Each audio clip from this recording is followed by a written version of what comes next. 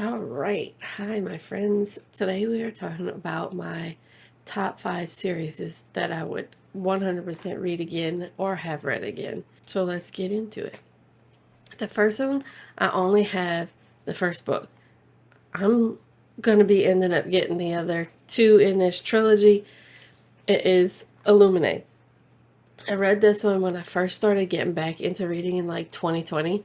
I just happened upon it and thought it was amazing because everything is like told in transcripts and interviews and text messages and files and things like that, and it makes the 600 plus pages go by so fast, and you get sucked into the book. So you have like one story in this book, the second book kind of has a separate story, and then the third book ties them all together. But it's definitely a sci-fi book. It takes place in outer space, and there's like I don't know if you'd call it a plague, or like there's something going around and it's killing all the people, and our main character in this book is trying to figure out what it is and how to stop it and how to save the people on the space station. So really enjoyed this. Probably will end up reading it again, and I'm definitely looking to find the second and the third book, hopefully used. I don't know what this series is called. Extraordinary Women, I think. Evie Dunmore. There's a fourth one to this one, but my sister-in-law has it. She just wrote her fourth one recently, and I read it and had to pass it to my sister-in-law because we both loved the series. It was very good. It's women in the 1800s fighting for the rights of women so that a man can't just take everything from them. The women in these books find men, respectable men. They are a little bit of romance, so historical romance. It's really cute. I loved all 4 books. The last book I really enjoyed that they wrapped everything up like in the epilogue, and it was like all of the characters from all of the books 40 years later, and it was just a nice little way to wrap things up. So really enjoyed Evie Dunmore's little series right here, and we'll be looking to see if she has written anything else. The Inheritance Games, obviously the first one's green. The Inheritance Games, I honestly can't tell you how I found out about these. I have no idea. But it's a YA series, and basically our main character she's 17 years old, and she has an older man who's a billionaire leave her everything. And she doesn't know why. She has no idea why he left her everything.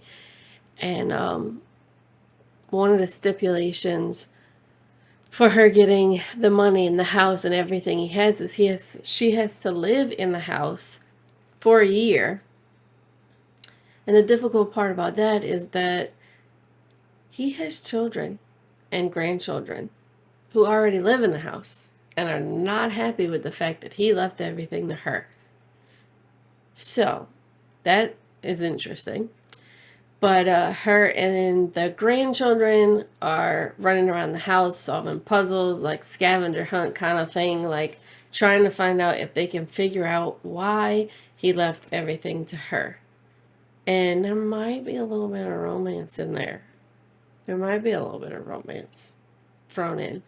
Not a little bit, maybe. But she has 2 more coming out this year. One is right after my birthday, and one in November, and I cannot wait till the other 2 come out so we can learn more about this story. Next one we have is Red Queen series. I don't know if I have a special attachment to this one because my husband bought me this. It's one of the first sets that he ever bought me to read. But I really enjoyed it. So in this world, the population is divided by blood. You have the common people who have red blood and the royals who have silver blood. The royals, usually with their silver blood, have some kind of powers, magical power, like they can control fire or something of that nature. Our main character is a common girl who accidentally finds out she has silver blood somehow and has the power also. And she accidentally finds out in the presence of the royals who cannot let the common people find out that a commoner had silver blood. Like, that's unheard of. They pass her off as a silver-blooded person. Oh, she's the long-lost cousin of so-and-so. She's not a commoner. She's been a royal her whole life. She's completely confused. But when she, like, gets a hold of her powers and, like, figures things out, she is doing her best to use her powers to help the other common people, because they are enslaved by the silver-blooded people and sent off to war and all this stuff. So she's just trying to help them gain freedom. So it was really good series. 4 books. Loved every one of them. Also found this at a Goodwill, obviously. Broken Throne. It goes along with the Red Queen series, but it is a bunch of novellas, 4 or 5 novellas, I can't remember. And it's kind of like the backstories to some of the characters that you don't get in those books that you wish you would know a little bit more about those people. So, great addition to that series. Now, this last series, I'm going to try to get on the screen at once, but it's not going to be easy. The last series is one I've talked about before. It's Philippa Gregory's series about the Plantagenets and Tudors and, like, the War of the Roses and all that stuff, and it's 15 books. So let's see if I could get them on the screen. 15. There you go. So we have 15 books. That's about as good as it's going to get. I loved the majority of these books. There were some that were a little bit slower than others.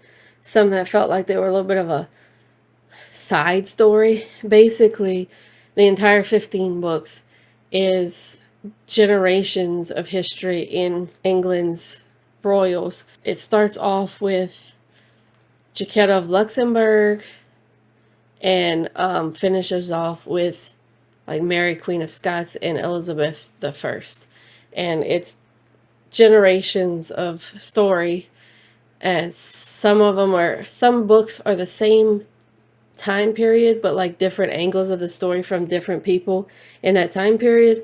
And I loved it. I love history. I love reading this stuff, and I know that Philippa Gregory has been called out for not being 100% accurate in her facts, her historical facts, but all the same, I really enjoyed reading her stuff, and look forward to reading more things she might put out in the future. So that is my top 5 series. There's kind of a variety of stuff. I mean, it's historical romance, sci-fi, YA, fantasy, and historical fiction. And so it's a little bit of everything. I didn't even notice that until just now. But that's my top 5 series. Have you read any of these? Do you agree with me? Do you disagree with me? Let me know your thoughts. I'd love to chat about it. Subscribe and like if you are enjoying these videos and want to see more. Remember that God loves you and I love you, and you are important.